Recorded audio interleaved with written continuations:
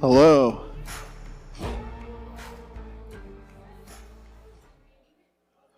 Did everybody get lunch?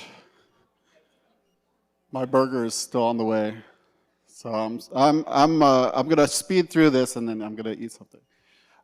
Yeah, my name is Paul, and I'm a developer. I spoke last year. I've been told my talk last year was the admonishment talk. I was talking about God versus Bitcoin, and that we should put God first. But yeah, so this talk is going to be a lot different. This is my Bitcoin 101 talk. We've heard a lot today, and if you're watching this on a video, I actually really recommend you watch some of the other talks about the why of Bitcoin and the what. That history of money talk was really important for motivating why would we want to do all of this. But mine is going to be a little bit more about how Bitcoin actually works. How does this accomplish this goal? So what is money is a question that's been asked. Is this money? Are Shroot bucks money? And if they're not money, why aren't they money? So as a Bitcoin, I would call this fiat money. And I really like this. I think Jimmy Song is the one who said this. You know, fiat means by decree, right? And a really more informal way to think of is it's because I said so. It's not necessarily backing up with reason. It's just saying, just trust me, bro. And so Bitcoin is a rejection of because I said so money. So what's the opposite of fiat? What's the opposite of because I said so? Is it do whatever I want? No, the opposite of fiat is, I believe, personal responsibility. I'm rejecting some authority, so I need to take responsibility on my own self to accomplish whatever this thing is. In this case, we're talking about money. So is Bitcoin magical? Is Bitcoin this, I love this image, by the way, magic internet money? Join us. Is Bitcoin magic? Does it just solve all of our problems? I've been thinking a lot, actually talking with my pastor, Tim, who's going to be speaking tomorrow, about this, this idea of magic. You see a lot with these new AI products coming out. They're a genie, they're magic. So he pointed me to this quote by C.S. Lewis in The Abolition of Man. There is something which unites magic and applied science while separating both from the wisdom of earlier ages. For the wise men of old, the cardinal problem had been how to conform the soul to reality, and the solution had been knowledge, self-discipline, and virtue. So our goal is to conform our soul to reality, to God's reality, and the solution is knowledge, self-discipline, and virtue. We don't get a magic wand, we're not casting spells, we don't get easy solutions. God wants us to grow in wisdom.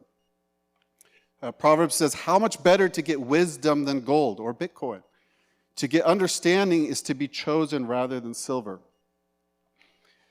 And so with that in mind, I'm going to be talking about technology and how the technology of Bitcoin actually solves the problems it sets out to solve. So I think of Bitcoin, at least one way to think of Bitcoin is it's anti-theft technology. Thou shalt not steal, but we live in a fallen world. People steal. So we want to develop a technology that makes it harder to steal. Well, what's the opposite of stealing? It's not stealing, it's work. This is in Ephesians. He who has been stealing must steal no longer, but must work, doing good with his own hands, that he may have something to share with the one in need. So Bitcoin really encodes this idea of work is our way out of a money system designed to steal. So we now will do some work of learning some technology. So I encourage you to take notes, try to remember a few of these points, maybe quiz each other. There will be a quiz. Yeah, so let's go. We got 3 technical concepts, and I've got 30 minutes. So the time's going to divvy up real nice. So the first one I want to talk about is digital signatures. So this is how a Bitcoin transaction is secured at the individual level. Next, we're going to talk about hashing, which is how a block of transactions is mined. Actually, maybe it would be helpful, show of hands, who has heard of digital signatures before? All right, pretty good number. How about hashing? About the same, great. How a block of transactions is mined. And then blockchain, I think everybody's heard this one. How the blocks compose to secure the time ordering of blocks. So let's dig in. So yeah, so just as a frame of reference while we're going through this, and I'm not explaining the entire Bitcoin system, it is relatively simple. It's simpler than the fiat monetary system, but it is technical, and there's cryptography and math involved and C++ code.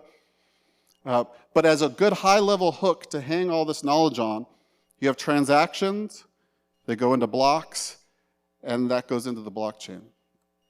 So let's talk about digital signatures. So people are fallen, people steal. So what is the anti-theft property? What about humanity is this trying to hedge against? So digital signatures are trying to hedge against direct theft. The digital signature is how you prove you have the right to send a particular amount of Bitcoin. So here is a fake version of a transaction. I'm not a cryptographer, I'm not a protocol dev. I'm going to smooth over some of the details, but I'm trying to be conceptually correct in this. So here's a transaction where I'm going to pay Alice 100 sats, and it's signed Paul. So we know who it's from, we know who it's to, we have the amount and the signature. And like some of the other talks went in, Bitcoin is a ledger system, right? So we're recording entries on a ledger, and that's how we keep track of who has what. And so in this case, I want to add something to the ledger that says I'm going to pay Alice 100 Satoshis. 100, if you're not familiar, there's 100 million Satoshis in one Bitcoin. So it's just the smallest denominator in the Bitcoin system. All right, so Alice got those 100 sats. Now she wants to pay Bob 100 sats, and she signs it. So let's dig just a little bit into this transaction. What is actually going on here? Bitcoin's not an account system. It's a UTXO system. So unspent transaction outputs. So what Alice pays to Bob, again, because this is a ledger, is not just money out of her account. She's actually going to pay Bob the sats that I sent her in the first place. So that becomes the input to her transaction. And now she'll say, Alice pays Bob 100 sats, and she signs it, Alice. And so that output, that Bob 100 sats, that will become Bob's input if Bob decides to pay somebody else. So sometimes it's a recursive concept, and sometimes those can be a little hard to grasp, but former transaction becomes the input to the next transaction. So what is this Alice thing? What am I smoothing over with this nice cursive font here? So a digital signature is a secret plus a message. The transaction is the message, right? Plus some math. We won't talk too much about the math, but know that there's math happening, and that results in the signature. So in this case, you might be familiar in Bitcoin, when a wallet asks you to back up 12 or 24 words that you're supposed to write down, that's your secret. And that is what we call a private key. And with the help of math, you can combine that secret with a message, in this case, like I said, our transaction. The math, this is a picture of Peter Wolla. He's the lead developer of a library called libsecp256k1. And that does most of the cryptography in the Bitcoin system. Bitcoin Core and other libraries use it. Other wallets use it as a library. So with a secret that you're not revealing to anybody this secret, you keep the secret a secret, plus this message, plus this cryptography, you end up with this signature. And the signature is something that you can publish, and people can actually verify that you have actually signed this message. You've seen this message and you approve of this message is what you're implying. So how does that verification work? So you're taking the signature and you're taking a public key. Actually, I forgot to, This public key is where Bitcoin addresses come from. So when Alice says that she's paying Bob, she's paying Bob's public key, And so she uses her signature, plus Bob has this public piece of information. He's saying that, hey, this is me. This is something that my secret key can sign for. She's doing some math, thanks to Peter Woola. This is what verification is, to check that this transaction is valid.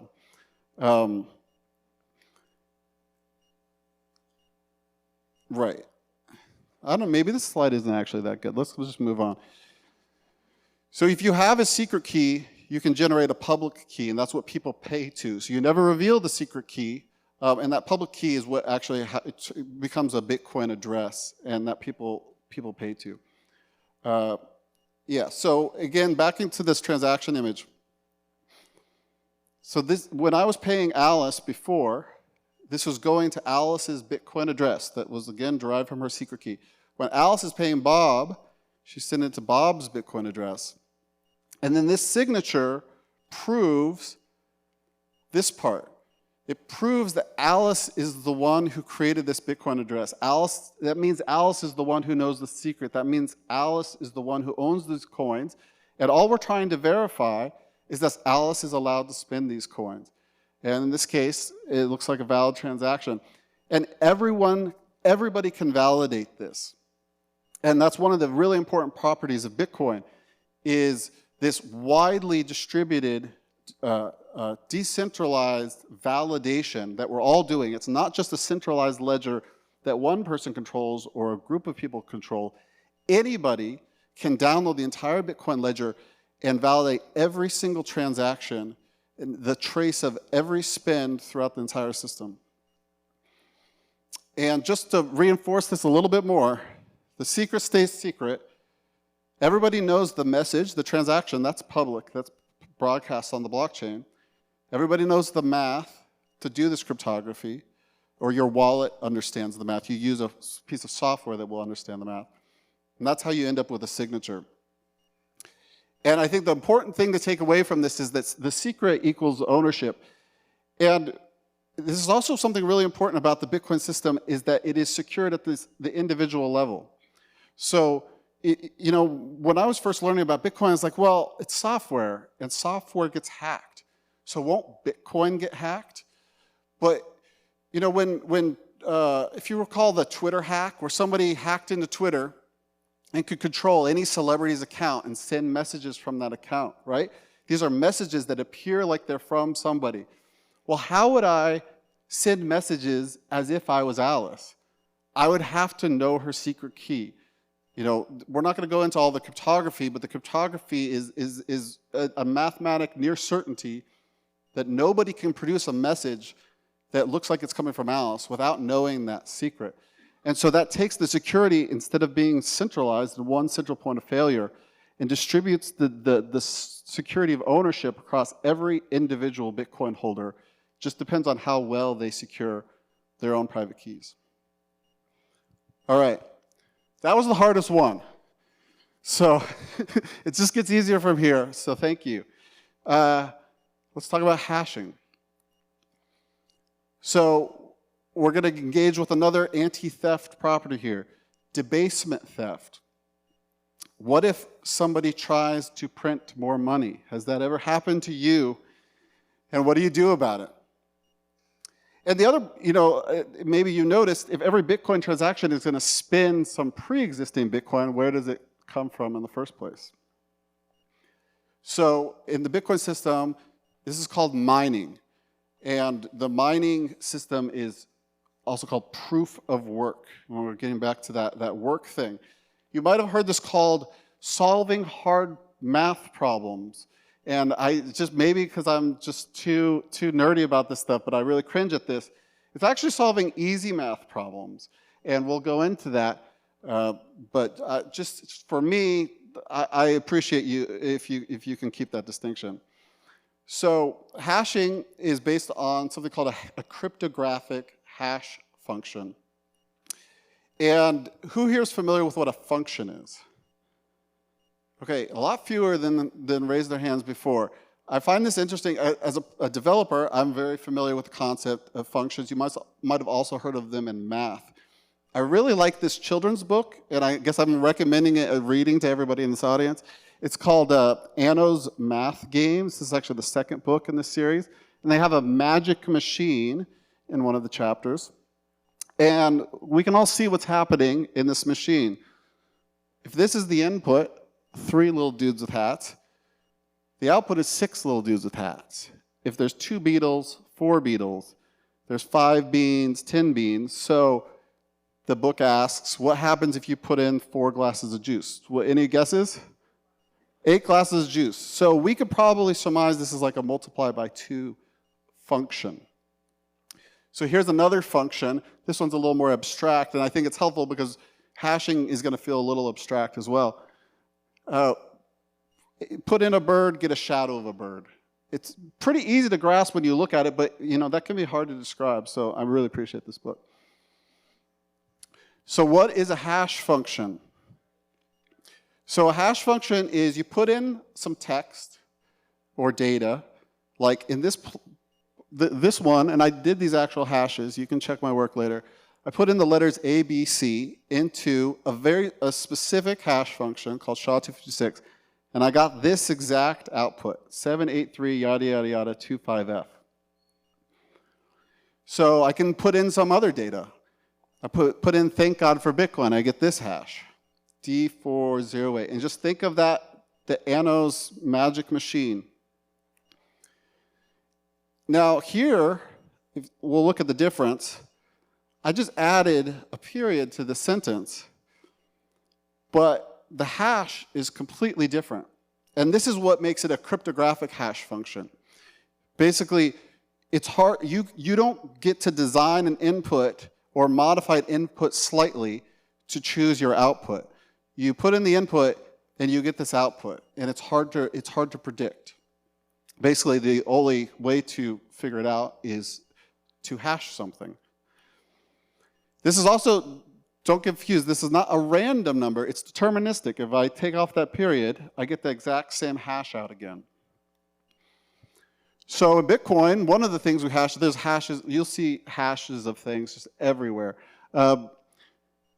One of the things we hash is a transaction. So if you take a transaction, the actual data of a transaction, put it through SHA-256, you get out what is called the transaction ID. And that's how I refer to transactions in the past. We also hash blocks, which is where we're going with this.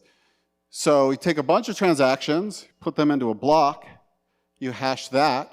Actually, there's like a tree of hashes that happens, but we're not going to go to Merkle trees today, but you get out a block hash. And again, remember, look, this is a ton of data, potentially, up to like 4 megabytes or so. Exact same length of hash, the exact same number of characters. I haven't truncated anything. You always get this exact same length of the string. So here is this is actually a screenshot from mempool.space. It's a really, really great website, and that's very helpful for comprehending Bitcoin, I find, because you watch new blocks come in and be mined and added to the blockchain. Mempool.space. So here's a block. This is block 789553. So they're just numbered in order. And here's the hash. Does anybody notice anything weird about this hash? There's a bunch of zeros, and that's not accidental. That is the proof of work, really. That was very hard to arrive at. So I just tested this myself. I started typing letters in, and I clicked hash each time, and I had to get all the way to N until I got 1 0, right? All my other hashes today have not had any leading zeros. Somehow this block has, I'm not even going to count that many, a lot of leading zeros. So when you hash a block, the miner takes a hash of all the transactions, right? And they combine it with a random number. And they just iterate on this random number over and over until they find a hash with a whole bunch of leading zeros. And it's very hard to do that. It takes a lot of tries to do that, and that's what makes it difficult. That's what requires work in the Bitcoin system. Yeah, the random number, by the way, is called a nonce. So if you look at Clark Moody's dashboard, this is another great Bitcoin resource. you'll see that the hash rate averaged over 90 days is 333.2 exahash, which is this number, which I don't even know what this is. I think it's more than, I don't know, is it quintillions? It might be the thing after quintillions, which I don't even know what it is. But it's a lot of hashes per second. So computers all over the world are hashing blocks, just iterating on that nonce, searching for hashes with a bunch of leading zeros, and they're doing a lot of it. And with all of that work going on, we still end up with blocks roughly every 10 minutes. And I won't get into as much today. There's a thing called the difficulty adjustment that adds or removes the number of zeros that you actually have to hit, the how low the number is, basically. And that's what keeps us on this 10-minute target. So proof of work is computers guessing, is maybe a fun way to think about it. It's a little bit like a lottery. You're just buying a lot of tickets by buying a specific type of machine called an ASIC and plugging it into a lot of power and letting it run and letting it hash blocks. And this is a very abstract concept, but it's also really important because Bitcoin is just the sum of these concepts. It's not magic. It's most of these parts are actually relatively simple. Maybe elliptic curve math gets a little hard, but even that can be explained. Yeah, it's not magic. It's just really cool. All right, so blockchain. This is a word that a lot of Bitcoiners are familiar with because there's a lot of affinity scams. People who say, I have a thing that's made on a blockchain, buy my thing. So what is so special about a blockchain, and is there anything that differentiates different blockchains?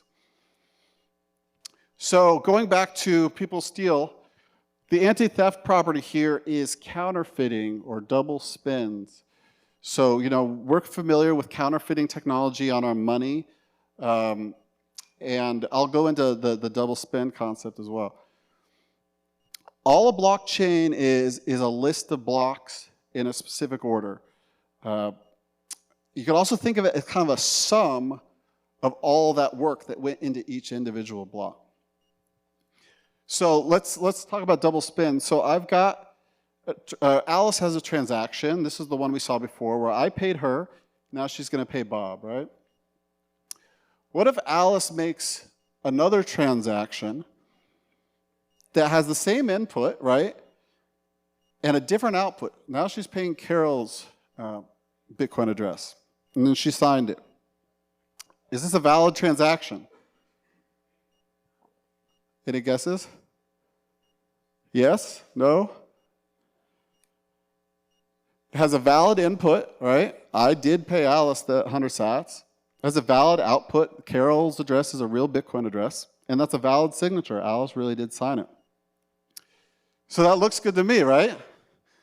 So why doesn't this work in Bitcoin? Why can't you just keep spending the same input over and over? The blockchain, right? So when Alice paid Bob and she published her transaction, that went into a block. And if that block was mined and added to the blockchain, if she tries to pay Carol using that same input as before, the swarm of validation, everybody, including myself, who can run a node, just a computer in their home that checks that the rules of Bitcoin are observed, everybody knows that this is invalid. It's spending, remember there's unspent transaction inputs. It's spending a spent transaction input. That's not correct according to the rules of the game. That's not a valid input. It also would, in turn, make this an invalid block. We're a miner to mine something like this, come up with a whole bunch of leading zeros and present it to the blockchain. Hey, add this.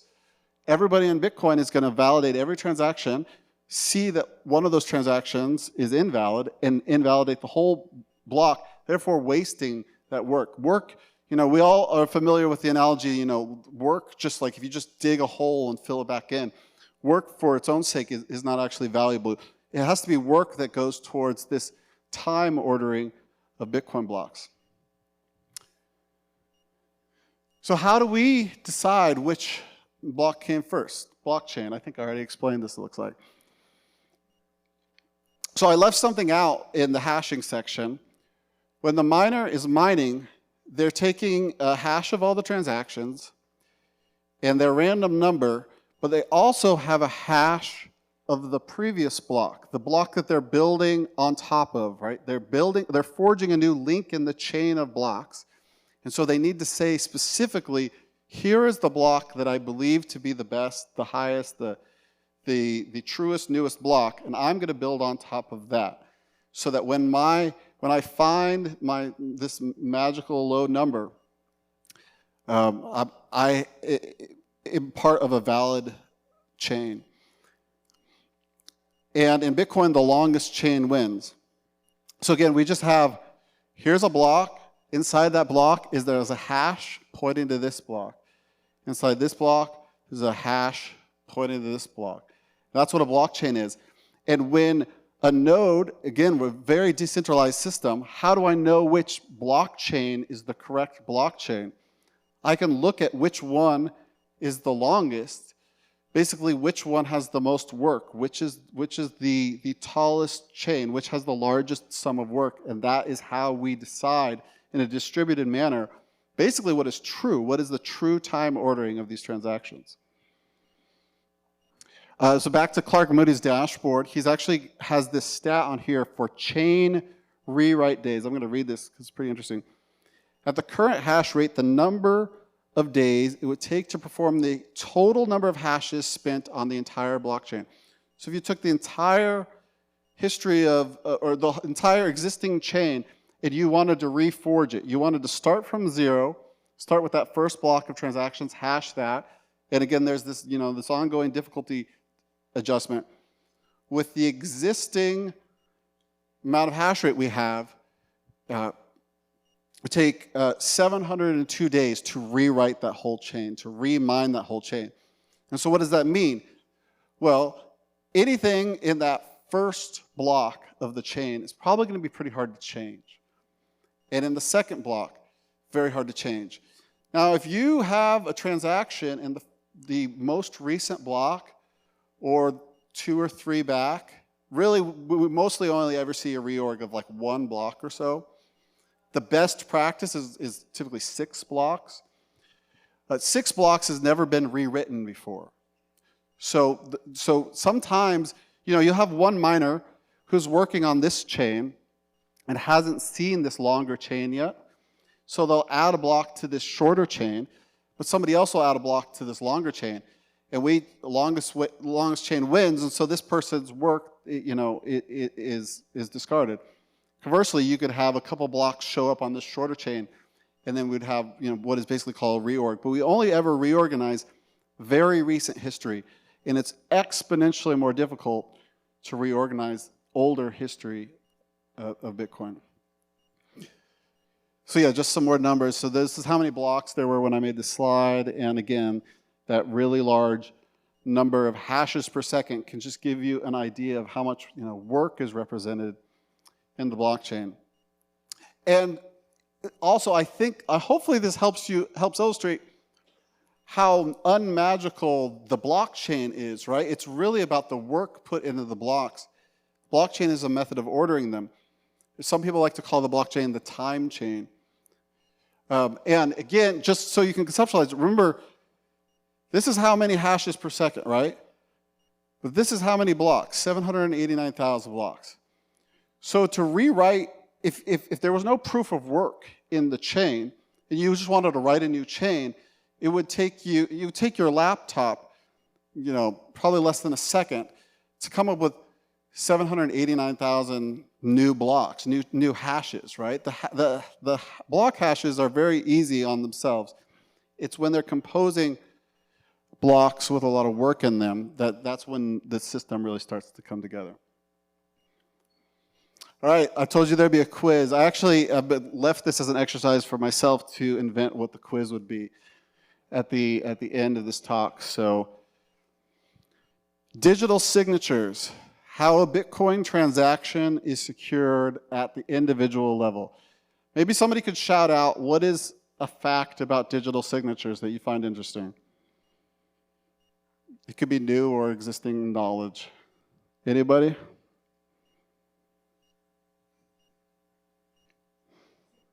Secret. I think that's a great takeaway. SHA-256, that's hashing. When you do sign things, you actually do hash, typically the message, and then sign that as well. What's that? Proves that I have the BTC. I think that's really, if you're looking for an analogy, it's really funny in Bitcoin we have these things called keys and signatures, and then you sign something with a key, and so we have all these like mixed metaphors. But if you think of what the metaphor of a signature is, it's proving you've seen a document and that you approve of its contents. So if I see a digital signature of somebody on a transaction, it means they saw that data and they approved of its contents, or somebody stole their key. Hashing. How a block of transaction is mined. Any hot new hashing facts that anybody wants to share? No. Easy math. Thank you. Oh, you're the absolute winner. It's not hard math problems. I remember when I was first learning about Bitcoin, it's like, well, why don't they do something useful? They have all this computing power. Why don't they have it solve important hard math problems or something like that? But finding out that it's easy math, it's just scratching lottery tickets, I think is a much better way to have a good gut feeling for how this is all working. All right, last one, blockchain. How the blocks compose to secure the time ordering of blocks. Any fun facts? Transparency. That is a great point. I didn't really talk about that a lot, but this is a public ledger.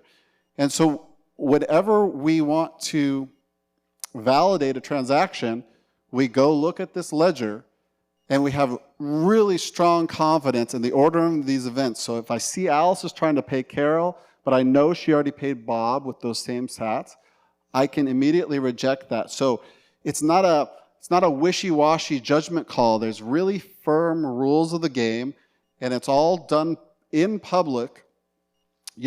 Somebody was talking earlier about two banks settling up their accounts at the end of the day. Like I don't get to see that. And I don't know how much of my money is actually in my bank, but I know exactly where all of my money is in the Bitcoin blockchain. And again, this transactions and the blocks in the blockchain, it's important to have that basic mental picture. I think that's helpful if you're new to this. And again, there's so many aspects to Bitcoin. There's so much to learn from an economics point of view, from a technology point of view, the applications that we build on top of it, the protocols, the cryptography. But I do think it's very valuable that we learn about this stuff. Because again, Bitcoin is personal responsibility. And so it's up to us. Again, who is validating all these transactions? It's us, the node runners, running the nodes. We are the ones that are checking that the rules of the game are followed. So it's important that we learn about this because we are adopting the responsibility of money because we've rejected fiat money. So yeah, I think Bitcoin can be a bit of a mirror. One really interesting thing about Bitcoin that a lot of altcoiners miss is there's a grand history of trying to design a decentralized or a digital currency before Bitcoin. And the failings of those attempts became lessons for Bitcoin, for how Bitcoin was designed. And why do these systems fail? It's because humans are flawed. People will try to steal. People are greedy. People will try to centralize power.